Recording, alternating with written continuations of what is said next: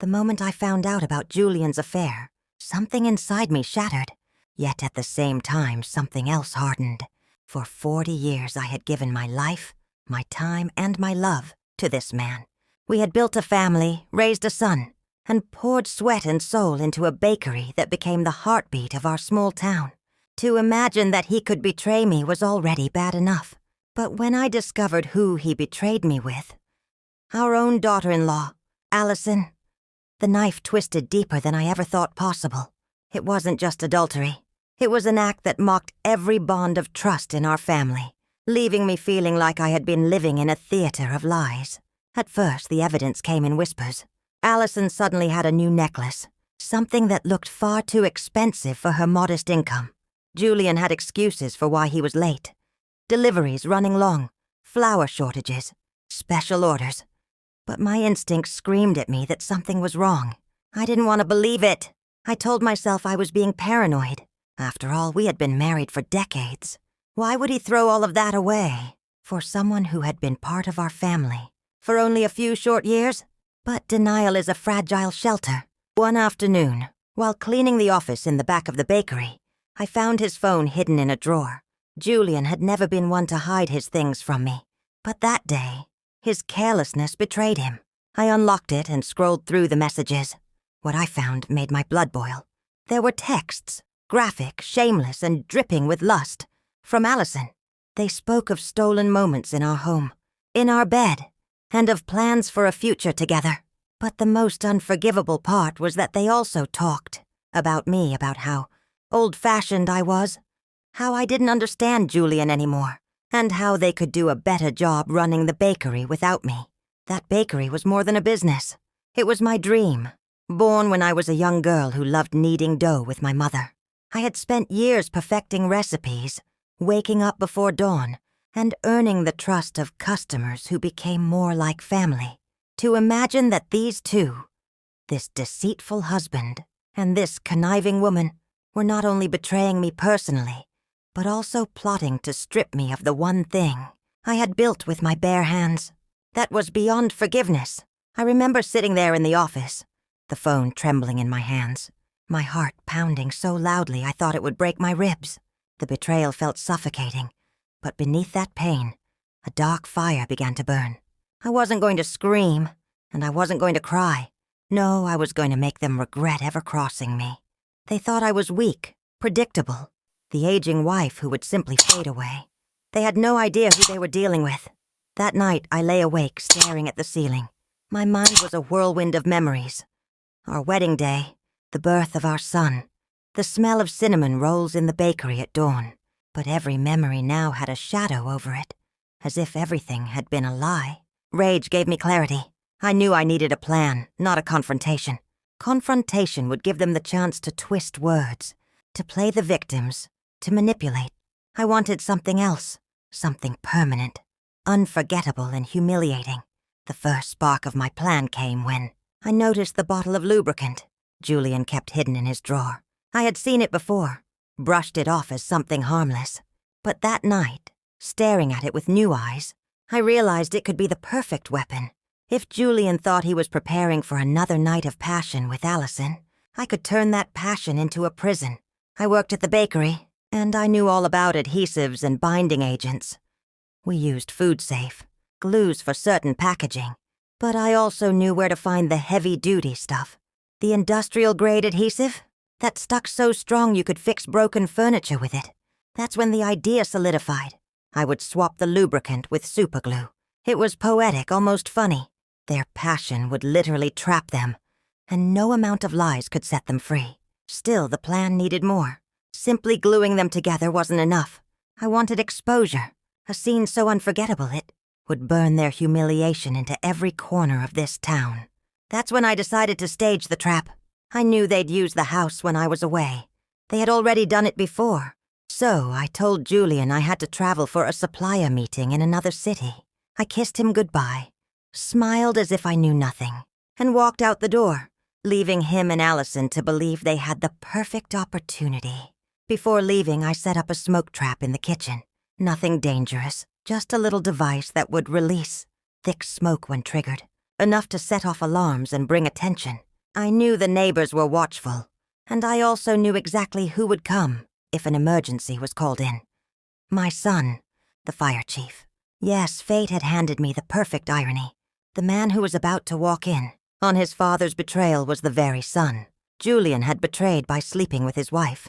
The day of reckoning came faster than I expected. I left in the morning, pretending to take my suitcase with me. I drove a few blocks away, parked the car where I could keep watch, and waited. Hours passed, and then I saw Allison's car pull up.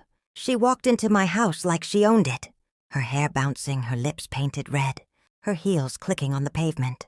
Minutes later, Julian arrived. The sight of the two of them entering my home together made bile rise in my throat, but I swallowed it down. Revenge was closer now than ever. I imagined them upstairs, giggling, stripping off clothes, reaching for the bottle I had prepared for them. My heart raced as I watched the clock. Then, right on cue, I pressed the remote to trigger the smoke. Within minutes, thick gray plumes began to seep out from the kitchen window. Neighbors rushed out, pointing, shouting, calling for help. And then, like a scene out of a perfectly scripted play, the fire truck roared down the street. And there he was, my son, jumping down in his uniform, leading his team toward the door. My breath caught in my chest. This was it. The door didn't stand a chance. My son and his team broke it down in seconds, axes swinging, boots stomping against the wooden frame. Smoke filled the entryway, curling into the street air, and the neighbors gasped as the firefighters disappeared inside. I stayed hidden, heart pounding so hard I could feel it in my throat. I wanted to see it all unfold, but I also needed to keep my role invisible. At least for now. I pictured Julian and Allison upstairs, frozen, panicked, and more importantly, stuck, their bodies glued together in the most humiliating position possible. They wouldn't be able to cover themselves, couldn't even move without ripping skin. They were about to face the kind of public shame you couldn't scrub away, no matter how many lies you told afterward. I watched as the first of the crew dragged a hose inside. Then, through the smoke, I saw my son reappear. But what came next was even better than I could have dreamed. His face was twisted in disgust and rage, his voice booming loud enough for the neighbors to hear. "Are you kidding me?" he shouted from the window, his helmet tilted back, his jaw clenched so tightly I thought he might break a tooth. The whole street heard it, and everyone leaned in closer, curious and horrified. Minutes passed like hours. Then two of his crew members emerged, their faces red with embarrassment, carrying blankets. Behind them came the stretcher, and on it, as I had hoped, were Julian and Allison. Naked, pale, sweaty, and horrified. Their bodies were fused together, their hands clawing helplessly at the sheets that barely covered them. The glue had done its job perfectly. Gasps rippled through the crowd. Someone's phone was already up recording. Another whispered, "Is that Allison?" And, "Oh my God, that's Julian." Julian tried to speak, but his lips trembled. Allison buried her face into his chest. But there was no escape. My son stood over them, fists clenched, his eyes wild with fury. "You're unbelievable," he spat. My own father, my wife, in my mother's house. His words cut through the smoky air, slicing straight into their shame. The crowd erupted into murmurs. Phones lifted higher. In a town as small as ours, gossip spread faster than fire, and I knew this moment would live forever. They weren't just caught. They were exposed in the worst possible way, their sin broadcast to every neighbor, every friend, every customer we had at the bakery. The firefighters loaded the stretcher into the truck, and I could see Julian wincing, Allison whimpering. My son didn't look at them again. He slammed the truck door shut and barked orders to his men, his voice shaking with emotion. For him, this wasn't just another call. It was personal, deeply personal, and everyone watching could feel the weight of that betrayal. I followed from a distance, careful not to reveal myself yet. At the hospital, the humiliation only grew. Nurses stared, doctors whispered, and orderlies couldn't help but chuckle as they tried to separate the two. Every tug, every attempt made Julian and Allison scream in pain. The industrial superglue had bonded their skin in ways that would take hours to undo. Even when they finally managed to peel them apart, patches of raw red flesh clung stubbornly, leaving them blistered and scarred. I could have stopped there. I could have let that moment be enough. But my anger wasn't satisfied. No, I wanted to twist the knife a little deeper. When they were given ointments to soothe the burns, I switched them out for mustard, slipping into the hospital room while they slept. By the time the sting hit their skin, it was too late. They cried out, their voices echoing down the sterile hallways, the scent of mustard lingering in the air. Another layer of humiliation added itself to their misery. The story spread like wildfire. By the next morning, half the town knew, and by the following week, videos from the scene had gone viral. The bakery's regulars whispered when they walked in, shaking their heads, clucking their tongues.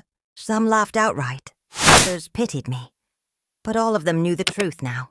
Julian and Allison were not just cheaters. They were criminals, trapped and paraded in front of everyone. I took no pity. When Julian finally returned home, bandaged, broken, and desperate, I was waiting for him with papers in my hand. Divorce papers. My voice was steady when I handed them over. "Sign them," I said. "You don't get to play husband anymore. You don't get to steal the bakery. You don't get to steal my life." He tried to beg, his eyes glassy with regret. Allison had already packed her things, but even she wouldn't look at him. My son hadn't spoken a word to either of them since that night. The weight of his silence was worse than any shouting match could have been. Julian stammered excuses, said he'd been weak, said it was a mistake. I laughed in his face, a bitter, hollow laugh. "A mistake is forgetting an anniversary, Julian. Sleeping with your son's wife and plotting to steal my business? That's not a mistake. That's who you are." He signed. What choice did he have? The town hated him. His son despised him, and his mistress was now as ruined as he was. Together they had nothing. Alone they had even less. The day after the papers were finalized, I stood in the bakery with my son beside me. The morning sun streamed through the window, lighting up the rows of bread, cakes, and pastries we had worked so hard to make. For the first time in months, I felt light, free, powerful.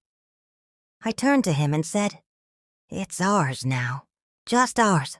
He nodded, his jaw still tight, but there was a flicker of relief in his eyes. Running the bakery with him brought me back to life. Every loaf we baked, every customer we served, felt like a victory. We weren't just making bread. We were rebuilding trust, restoring what Julian and Allison had tried to destroy. And the town, bless them, rallied around us. Orders doubled, lines stretched down the street, and people said they came not just for the bread, but to show support. As for Julian and Allison, they faded into the shadows. Word had it they tried to start fresh in another town, but everywhere they went, whispers followed.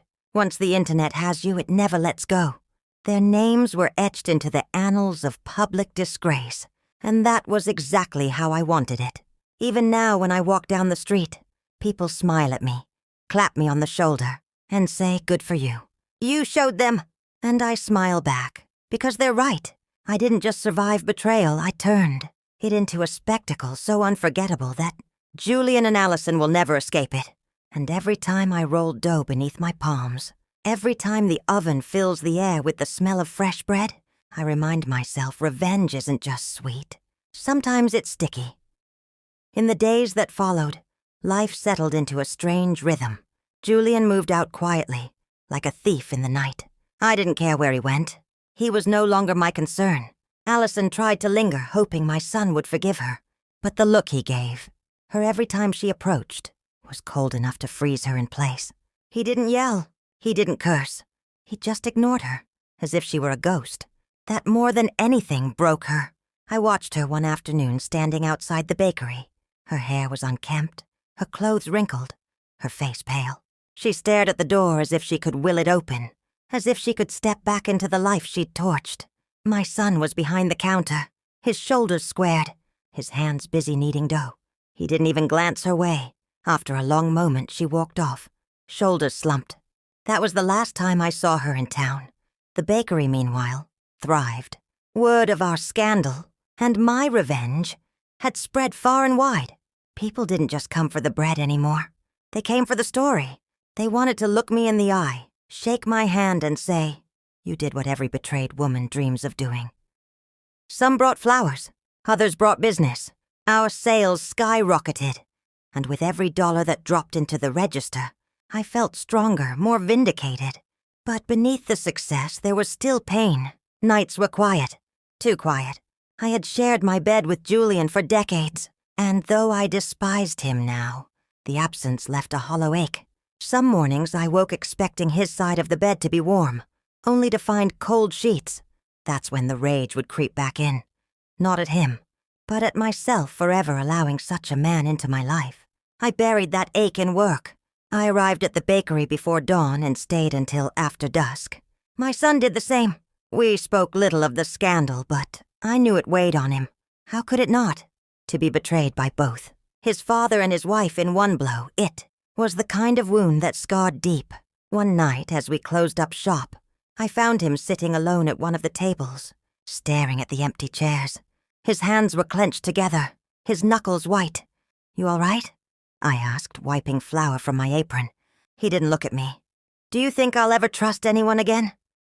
His voice was raw, almost childlike, and it broke something inside me. I sat down across from him, reaching for his hands. "Trust isn't gone, sweetheart. It's just buried for now. Time and the right people will bring it back. But for now, you don't owe anyone your trust. Not after what they did." He nodded, though his eyes stayed downcast. I squeezed his hands tighter. "And remember this, you're not alone. You have me. We'll get through this together." For the first time in weeks, a small smile tugged at his lips. "Thanks, Mom." That moment reminded me why I had fought back, why I had orchestrated the whole messy revenge. It wasn't just for me. It was for him, too. For the son who deserved better than betrayal from the two people he should have been able to rely on the most. But as satisfying as revenge had been, I knew it had also awakened something darker in me. Once you taste power like that, the kind that humiliates your enemies so thoroughly, it's hard to let go. Sometimes as I cleaned the counters late at night, I'd catch myself replaying the scene in my mind. Julian and Allison, stuck, naked, terrified, carried out for the world to see. The memory sent a thrill through me every time. It wasn't just about justice anymore. It was about control. And I realized that for years, I had let Julian control me. Subtly, quietly, with the weight of tradition and the assumption that he was the head of the household. But not anymore. I was in charge now, and I intended to stay that way. The town noticed the change, too. People who had once dismissed me as just Julian's wife now looked at me differently. I was respected, admired, even feared in a way. And I liked it. When vendors came to the bakery, they spoke to me with a new tone. Careful, deferential, as though they knew better than to cross me. Still, every rise comes with whispers. Some people said I had gone too far, that my revenge was cruel, that I should have taken the high road. I smiled at those people and handed them their bread with a sweet thank you. But inside I laughed. The high road doesn't leave scars. The high road doesn't remind traitors of their sins every time. They catch their reflection. The high road is for saints, and I was done playing saint. Then came the day Julian tried to return. It was a Saturday morning and the bakery was bustling. The smell of fresh croissants filled the air. Customers lined up out the door. Chatter filled the room. And then, like a shadow over sunshine, he appeared in the doorway. He looked older, weaker. His clothes hung loose on his frame, his hair unkempt, his skin pale. The room went silent. Conversations died mid-sentence. Forks froze halfway to mouths. Every eye turned to him. The man who had betrayed his wife and his son. The man who had been carried naked through town with his mistress glued to him. He shuffled forward, his eyes darting nervously. "Please," he said softly, his voice cracking. I just want to talk." My son's jaw tightened behind the counter. I stepped forward, wiping my hands on my apron, and met Julian's gaze. The silence in the bakery was suffocating, the kind of silence that waits for blood. "You don't belong here," I said, my voice calm but sharp as a blade. I know," he stammered. "But I lost everything. Allison left. People won't hire me. I don't have anywhere to go. Please, just hear me out." I felt the eyes of the entire bakery on me, waiting to see what I would do. And for a moment I let him sweat. I let him feel the weight of their judgment, the sting of his isolation. Finally I leaned in close, my voice low enough for only him to hear. "You built your own hell, Julian. Don't come here asking me to pull you out of it." His eyes filled with tears. He tried to speak again, but my son's voice cut through the air like a hammer. "Get out!" Julian froze. My son's hands gripped the counter so tightly the wood creaked. "You hurt her," he said. "You're not welcome here. Not now, not ever." The crowd murmured, approving, supportive. Julian's face crumpled. He turned, shoulders slumped, and walked out the door. Nobody followed him. Nobody pitied him. He was a ghost, already forgotten. I exhaled slowly, feeling a rush of relief. That was the closure I needed. He had come crawling back, and I had denied him. Not with anger, not with vengeance, just with the cold, undeniable truth. He was nothing to me now. After Julian left the bakery that morning, the energy in the room shifted.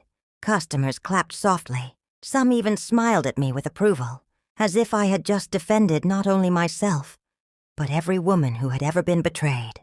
My son went back to kneading dough, his shoulders a little lighter, his expression a little calmer.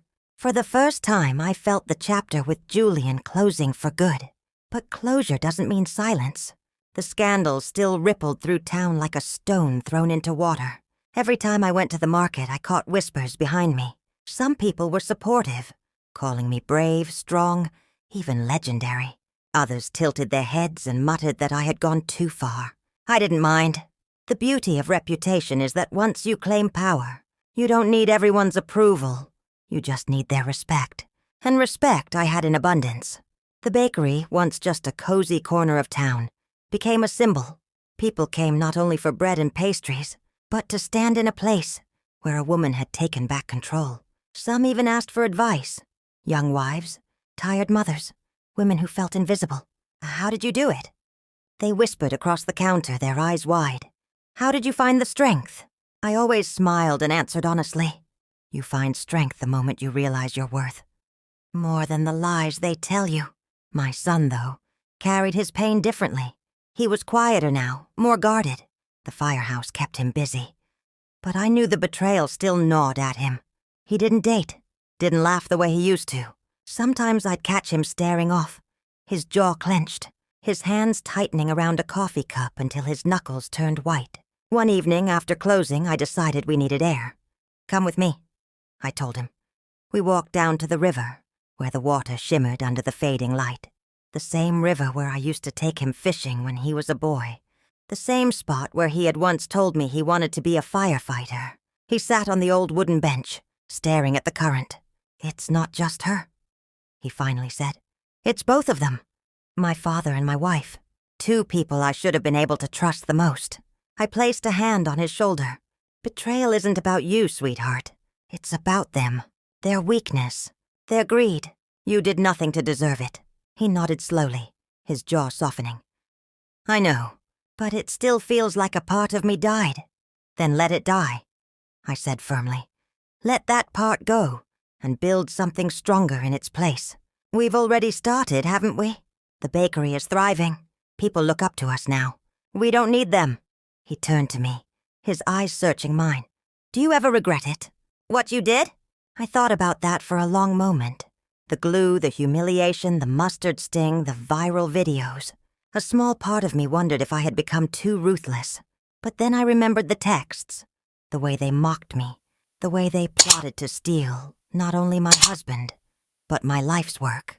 My chest tightened, and the answer came easily. "No," I said. "Not for a second."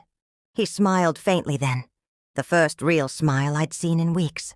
The sound of the river filled the silence, and for once it felt peaceful. Weeks turned into months, and slowly, life began to resemble something normal. The bakery thrived.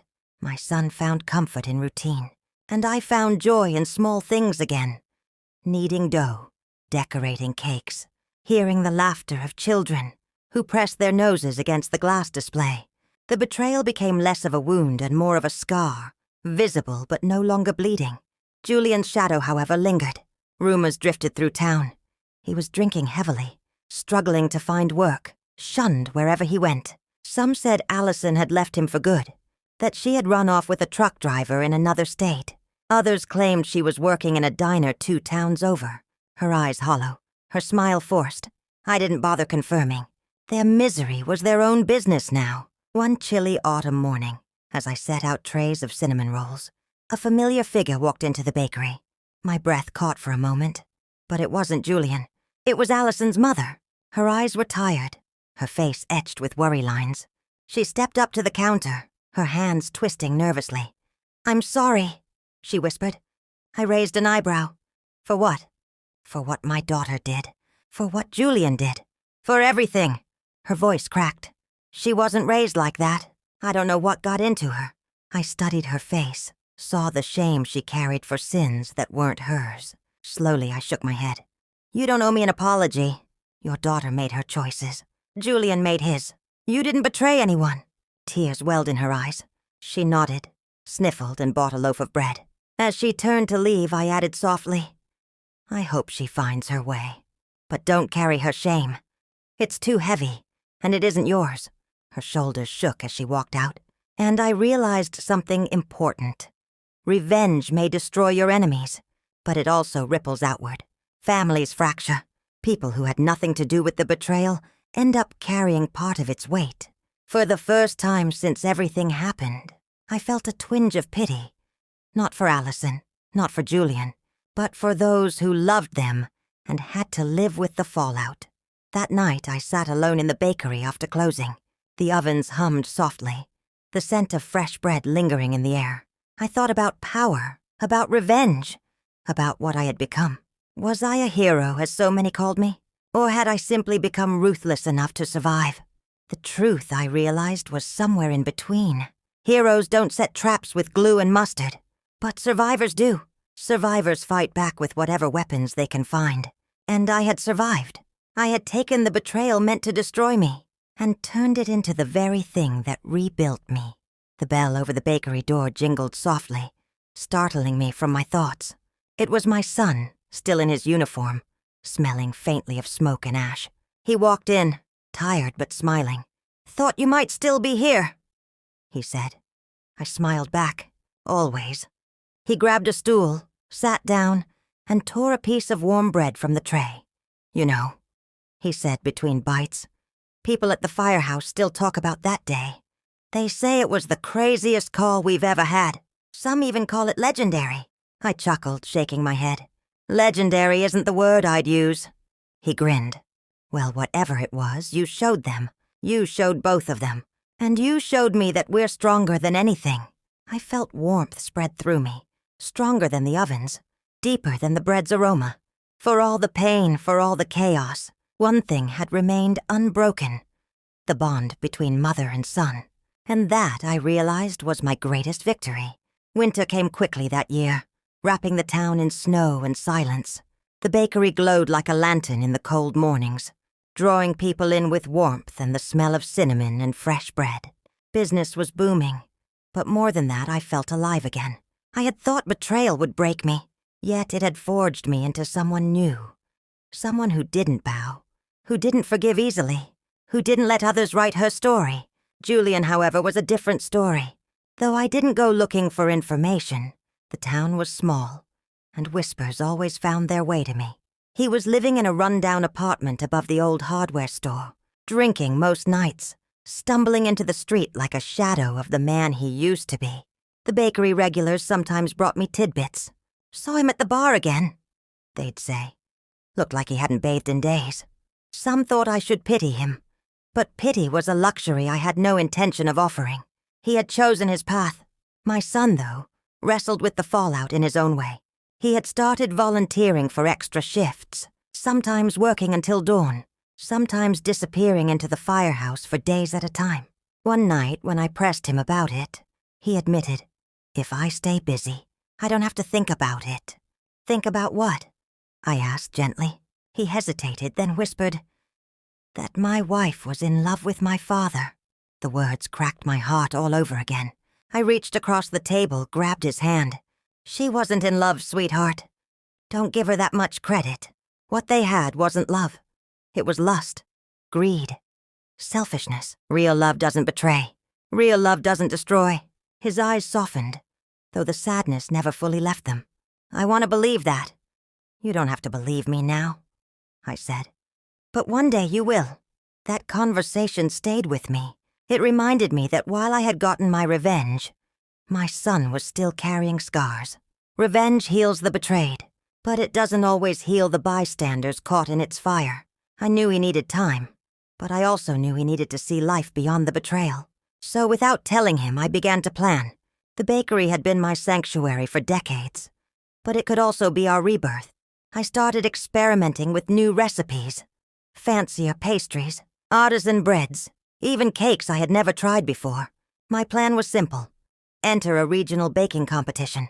Winning would bring recognition. Yes, but more importantly, it would give my son something new to focus on. Something that wasn't tied to betrayal. When I finally told him, he blinked in surprise. "You compete?" I grinned. "Why not? We've built something incredible here. Let's show the world."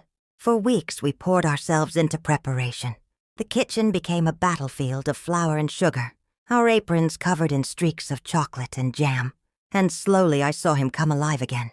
He laughed when the dough refused to rise. He teased me when my frosting collapsed.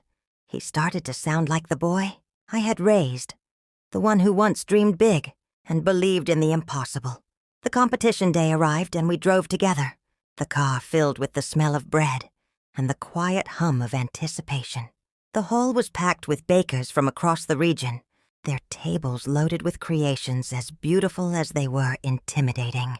But when our turn came, we stood tall. Our pastries gleamed, our bread crackled, our cakes stood like proud towers. The judges tasted, whispered, scribbled notes. And when the results were announced, we didn't win first place, but we didn't need to. We placed second, and in that moment, watching my son beam with pride, I felt as though we had won everything. Driving home that night, he turned to me, his smile brighter than it had been in months. "You were right, Mom. Life doesn't end with betrayal. It just changes." I nodded, tears pricking my eyes. "Exactly. We change too. We grow stronger." But fate wasn't finished with us yet, because just when I thought Julian had faded into irrelevance, he reappeared in the cruelest way. It was a late evening at the bakery. Snow was falling thick outside, and we were preparing to close when the door creaked open. Julian stumbled in, his coat ragged, his eyes bloodshot, his face gaunt. The room went still. My son froze, his hands tightening on the counter. Julian's voice was hoarse, barely above a whisper. "Please, I need help." Nobody moved. The hum of the ovens filled the silence.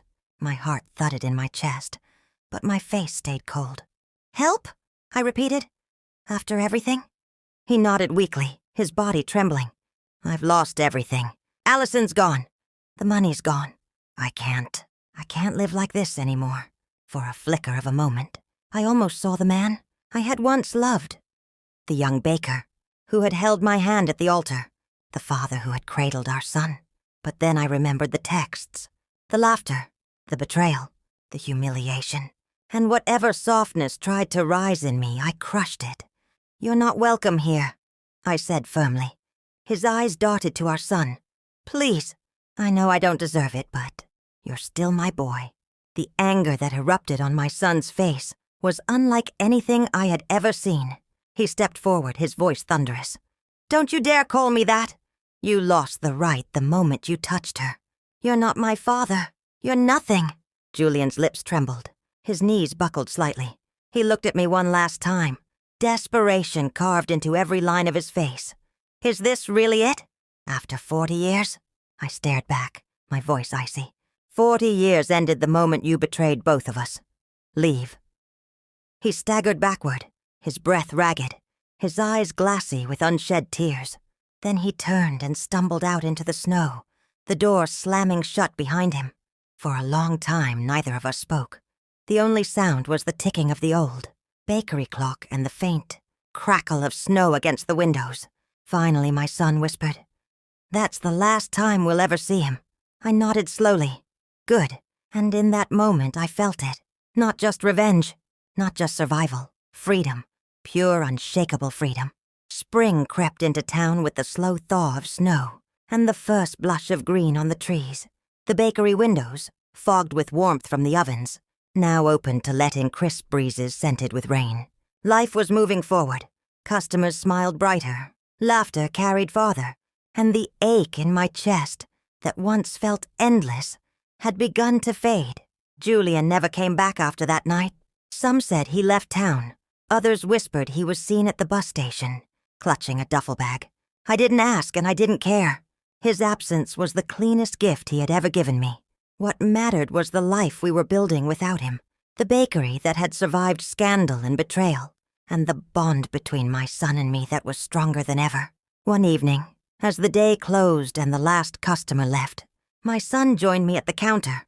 He had flour smudged on his cheek, his eyes tired but content. "You know," he said, leaning against the counter, "I used to think the affair defined me. Like I'd always be the man whose wife and father betrayed him. But I don't feel that way anymore." I set down the rolling pin and looked at him. "And what do you feel like now?" He smiled softly. "Like I'm the man who survived it. Who built something better after." My heart swelled. That was all I had ever wanted. For him to see that betrayal didn't have to be the end. That life had chapters beyond the ones written in pain. We sat together in the quiet bakery, the smell of bread lingering, the hum of ovens fading. I thought of everything. The humiliation, the revenge, the firemen dragging Julian and Allison from that tangled mess, the mustard trick, the whispers that spread like wildfire. I thought of the second-place ribbon hanging proudly in our shop, a symbol of resilience, not defeat. And for the first time in years, I felt peace. But peace doesn't mean forgetting. Betrayal leaves scars, even when they stop bleeding. Some nights, when the bakery was empty and the world outside was still, I would catch myself staring out the window, wondering how things could have been different. If Julian had chosen loyalty over lust, if Allison had chosen honesty over greed, if my life had followed the safe, predictable path I once imagined, then I would laugh, because though it had hurt, though it had burned, though it had forced me to become someone harder, sharper, stronger, the truth was, I wouldn't trade it. Without the betrayal, I would never have found this version of myself. Fierce, unyielding, unstoppable. And maybe that was the greatest revenge of all. Not the superglue, not the mustard, not even the public humiliation. The greatest revenge was living well, thriving, becoming someone who no longer carried the weight of Julian's choices, someone who looked forward instead of back. One day, as I arranged loaves of sourdough on the display, a new customer walked in, a woman about my age with kind eyes and a warmth that reminded me of simpler times. She struck up a conversation, asked about the bakery's history, complimented the bread. She came back the next day, and the next. Soon she wasn't just a customer. She was a friend. My son noticed, of course. One evening, as he wiped down the counters, he smirked. "You know, Mom, she likes you." I raised an eyebrow. "She likes the bread." He laughed.